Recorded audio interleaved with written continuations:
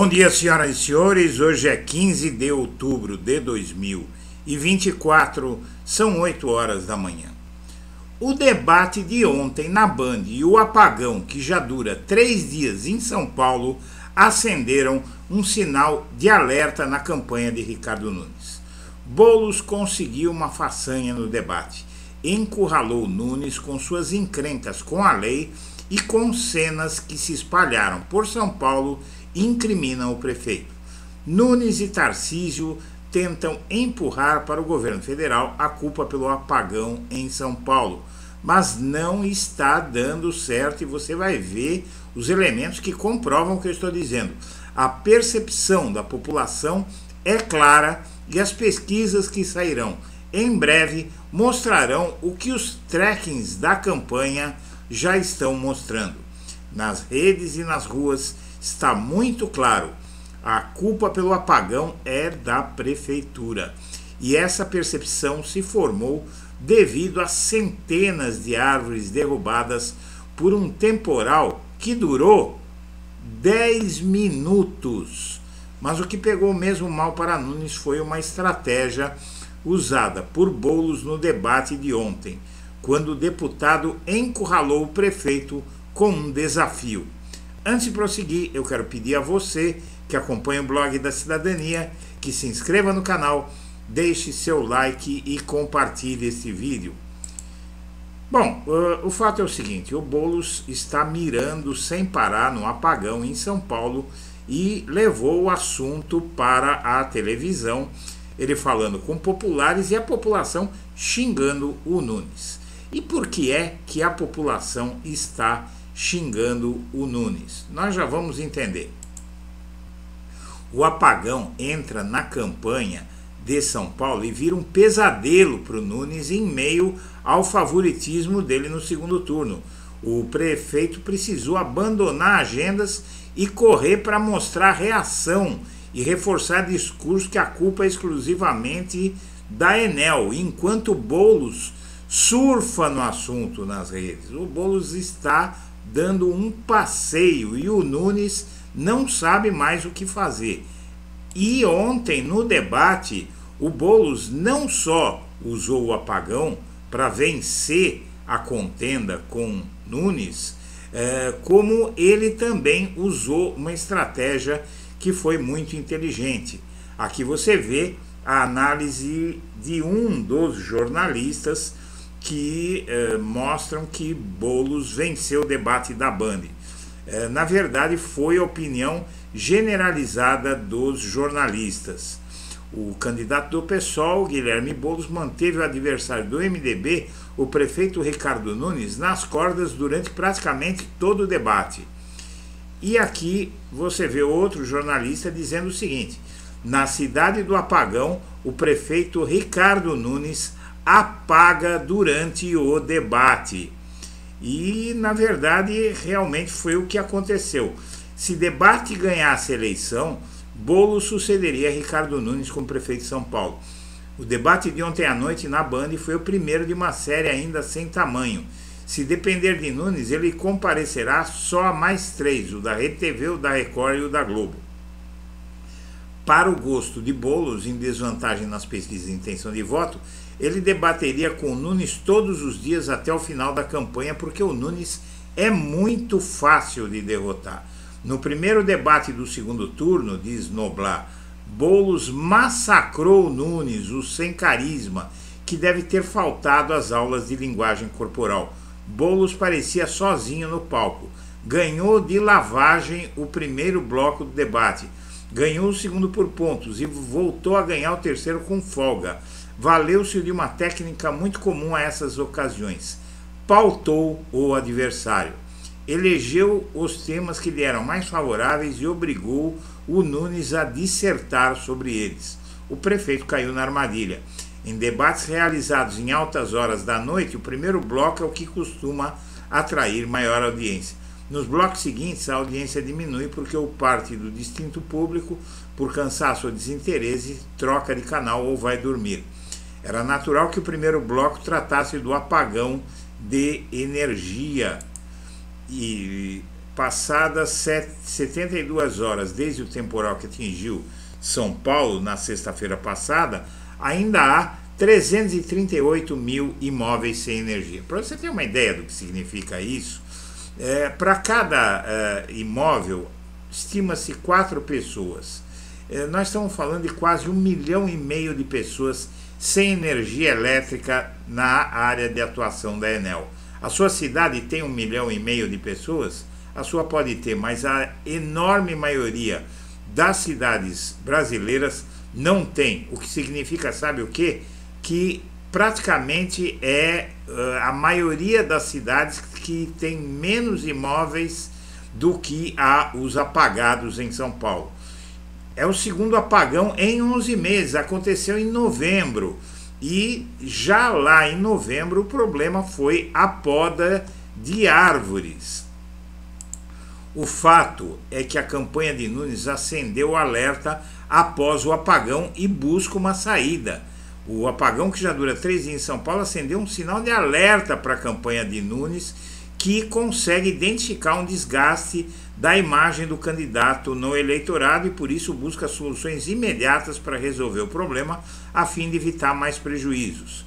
Eu antecipei isso na última edição de ontem à noite, dia 14, aqui no blog da Cidadania, dizendo que os trackings da campanha de Boulos já mostram que o Nunes está caindo nas pesquisas. Mas vamos em frente, tem mais. Com um apagão de 3 dias em São Paulo, moradores protestam nas redes contra a Enel e a prefeitura. Essa matéria mostra que a população está culpando o Nunes pelo que aconteceu na cidade. Essa crise que, na verdade, demonstra um nível de azar do prefeito de São Paulo que é quase inacreditável, porque ele deveria, minha amiga, meu amigo, vencer essa eleição, né? Porque, claro, não acabou ainda, né? Nem começou o segundo turno, mal começou o segundo turno, ainda não saíram pesquisas que mostram, de fato, o segundo turno, mas ele conseguiu logo na abertura, a tempo de a população entender como é ruim a administração dele, que uma chuva mostrasse o nível ruim dessa administração. Veja só como está nas redes. Você tem aqui, ainda tem aqueles que ficam em cima do muro, e aqui já começa. Extremo sul de São Paulo, literalmente no escuro, e o Ricardo Nunes, que tem ligação direta com a privatização da Enel, não assume culpa e muito menos resolve o problema. Outro diz aqui, quem apoiou a privataria da Eletrobras é cúmplice do apagão. Aqui o Tarcísio de Freitas, não é, que fez com que a privataria tornasse a AES Eletropaulo a Enel, que todo mundo já viu que está gastando muito mais dinheiro na Itália do que aqui no Brasil, com equipes de reparo, e que dá um tratamento inferior ao Brasil do que dá na Itália.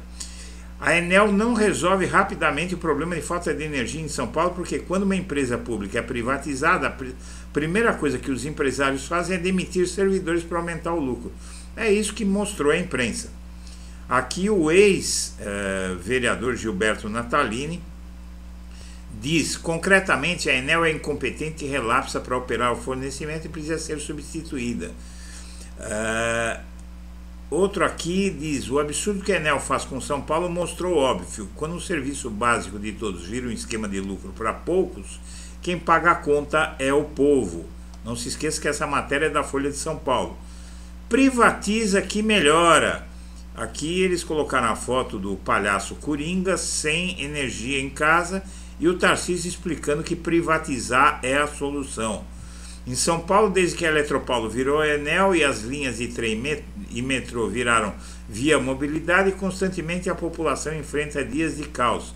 Mesmo assim, o governo do estado achou uma boa privatizar a Sabesp. Não achei que eu fosse virar um desabrigado elétrico antes de ser desabrigado ambiental. Obrigado, Enel. Veja aí a raiva das pessoas.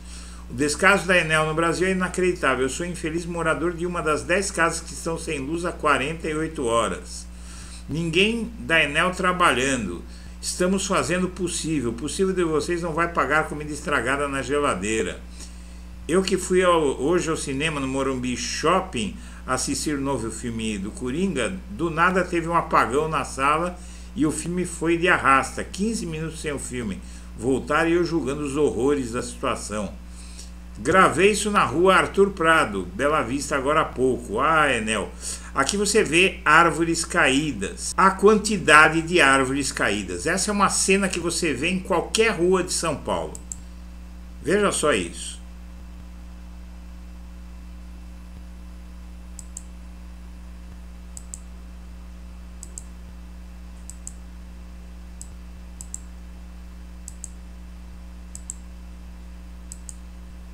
Como você vê, São Paulo está com as ruas bloqueadas por árvores além de tudo.